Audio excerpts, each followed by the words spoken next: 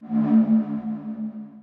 think motocross games in general have a really tough time succeeding, and motorcycles of any variety even, whether it's the simulation style of superbikes or an arcade racer like this is. It's definitely tough to succeed with a motorcycle game. And the angle we took on it, even when it was still a supercross game, was to emphasize the crazy tattoo-covered characters and the over-the-top tricks, and do tricks that weren't even possible in real life, and really play to that part of the motocross world rather than racing, especially racing inside stadiums on tracks that have hairpin turns. And you never get a straightaway that's more than 100 yards long, and it's just fun for somebody who wants that sports simulation and not really fun for somebody who's looking for a good video game. We knew that, and we were making an EA Sports game, so there were certain restrictions there. We gambled a bit inside the company, that is, to make a demo of an EA Sports Supercross game that had really nothing to do with Supercross as our ploy to do a game that was totally different than Supercross. And after E3 last year, we decided we would make what turned into Freekstyle.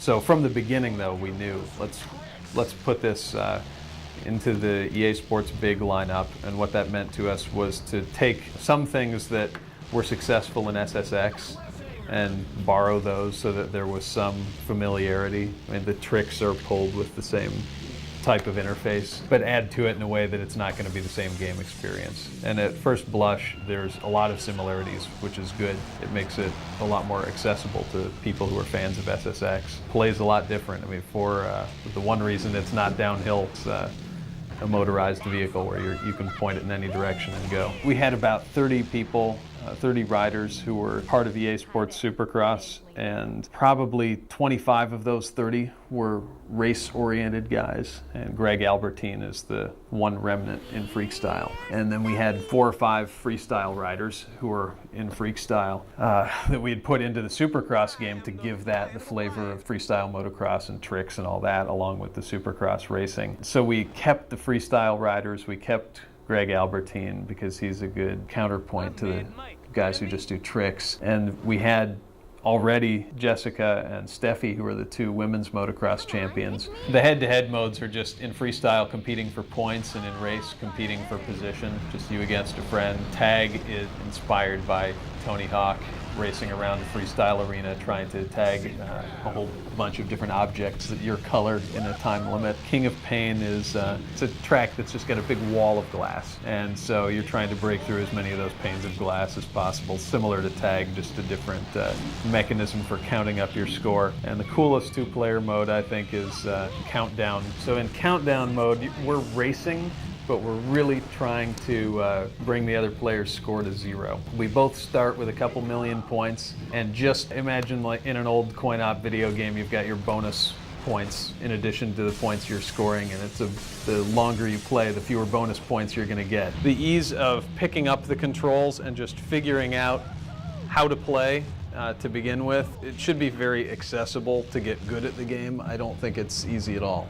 We've actually, I hate to say it, but some of the tuning that we've done in the last few weeks especially has all been about making the game easier, at least at the beginning of the circuit. I think the end is still quite challenging. Every indication I've gotten in the last couple weeks is that this game's too hard, so it starts pretty easy. I mean, just beating the AI in your first race is fairly straightforward, so that you get a new bike and you get to upgrade your character and get to a new track very quickly. Unlike the first SSX, our second track is not a real bitch compared to the first one. It doesn't ramp up like this and then back down. We made an effort to teach the player something new on each track as you progress through them, instead of just having them be more difficult. There were 2 special effects people, and both of them were really important. And typically in video games, there's a programmer who understands how the system works, and the programmer might tell some artists, draw me a couple fire textures and I'll put them together, and it never ends up the same way. We got the guy who specialized in that was a guy who had worked